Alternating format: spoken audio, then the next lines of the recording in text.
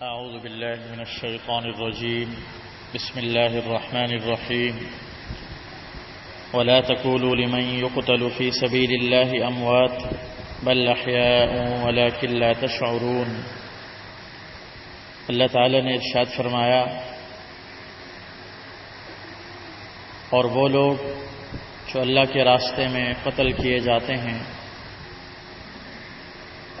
ان کے بارے میں تم یہ مت کہو کہ وہ مردہ ہیں، بلکہ وہ زندہ ہیں، لیکن تم اس کا شعور نہیں رکھتے۔ یہ آیت غزوہ بدر میں شہید ہونے والے مسلمانوں کے بارے میں خاص طور سے نازل ہوئی تھی۔ 14 صحابہ کرام غزوہ بدر میں شہید ہوئے، جس میں 8 انصاری صحابی تھے اور 6 مہاجرین میں سے تھے۔ جب ان کی شہادتیں ہوئیں تو اس زمانے میں اس وقت بعض لوگوں نے یوں کہا کہ فلاں مر گیا، فلاں دنیا سے چلا گیا، دنیا کی لذت اور نعمت اس سے چلی گئی۔ اللہ تعالیٰ نے اس پر یہ آیت نازل فرمائی کہ جو لوگ اللہ کی راہ میں اللہ کے دین کی سربلندی کے لیے مارے جائیں ان کو تم مردہ مت کہو، وہ زندہ ہیں، لیکن ان کی زندگی کا تمہیں ادراک نہیں ہے، شعور نہیں ہے۔ اللہ تعالیٰ کے دین کو پھیلانے کے لیے حق بات کو آگے بڑھانے میں جو لوگ آڑے آتے ہیں، باطل پرست، شیطان اور اس کے پجاری، کفار اور مشرکین، ان رکاوٹوں کو ہٹانے کے لیے جہاد اور قتال کرنا پڑتا ہے۔ اور جب لڑائی ہوتی ہے تو ضروری نہیں کہ سب کافر مارے جائیں، بہت سارے مسلمان بھی قتل کیے جاتے ہیں، ان کا خون بہتا ہے۔ اللہ تعالیٰ نے ایسے مقتول مسلمانوں کو شہداء کا عزت والا خطاب دیا ہے۔ شہداء کے بڑے مرتبے ہیں، اللہ تعالیٰ نے ان کے لیے بڑے بڑے درجات کے وعدے فرمائے ہیں۔ اور شہداء کی جو برزخی زندگی ہے، برزخ کی زندگی دنیا اور قیامت کے بیچ والی زندگی کو کہتے ہیں، جو قبر کی زندگی ہوتی ہے، چاہے وہ قبر میں ہو آدمی یا جہاں بھی ہو، اس کو برزخی زندگی کہتے ہیں۔ برزخی زندگی میں اللہ تعالیٰ نے شہداء کو بڑا ہی خاص اعزاز عطا فرمایا ہے۔ ایک اور جگہ پر اللہ تعالیٰ نے ارشاد فرمایا کہ جو لوگ اللہ کی راہ میں مارے جائیں ہرگز تم ان کے بارے میں یہ گمان مت کرو کہ وہ مردہ ہیں، بلکہ وہ زندہ ہیں، اور اللہ تعالیٰ نے ان کو جو دیا ہے اپنا فضل و کرم، اس پر وہ خوش ہوتے ہیں۔ برزخی زندگی میں سب سے زیادہ طاقتور زندگی اللہ تعالیٰ انبیاء کو عطا فرماتے ہیں۔ انبیاء کے اجسام زمین نہیں کھاتی۔ حدیث میں آتا ہے کہ اللہ تعالیٰ نے زمین پر حرام کر دیا ہے کہ وہ نبیوں کے جسموں کو کھائے۔ سب سے طاقتور قوی تر حیات برزخی انبیاء کی ہوتی ہے۔ یہی وجہ ہے کہ انبیاء کی میراث تقسیم نہیں ہوتی، ازواج مطہرات کا نبی کی وفات کے بعد دوسروں سے نکاح جائز نہیں ہوتا۔ انبیاء کے بعد سب سے زیادہ طاقتور برزخی زندگی شہداء کی زندگی ہے، جس کو قرآن کریم میں اللہ تعالی نے بیان فرمایا ہے۔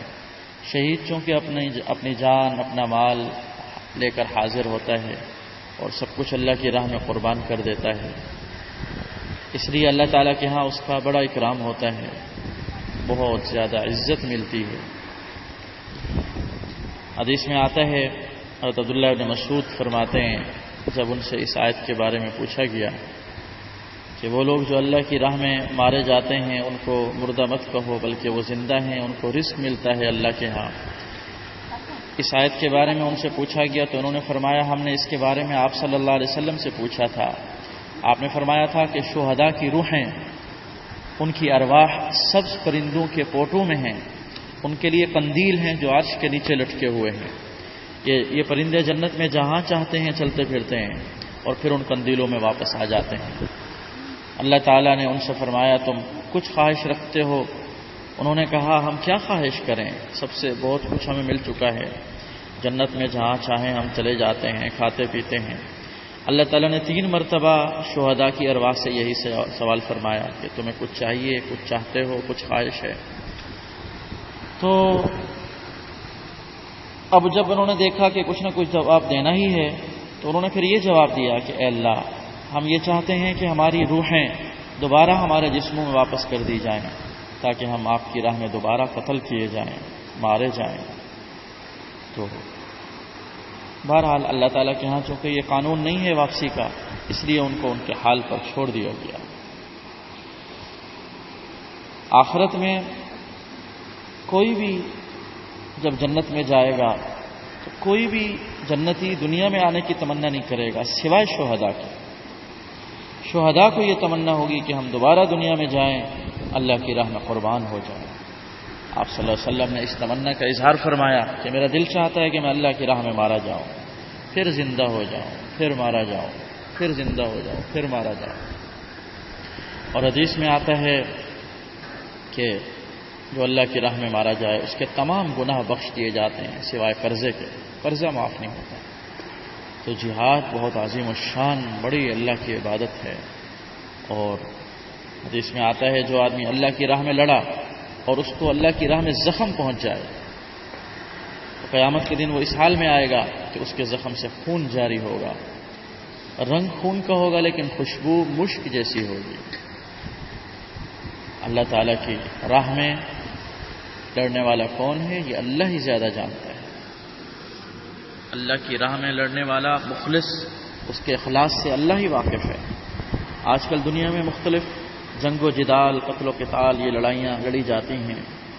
کوئی اپنی قوم کے لیے لڑ رہا ہے، کوئی اپنی عصبیت کے لیے لڑ رہا ہے، وطن کے لیے لڑ رہا ہے۔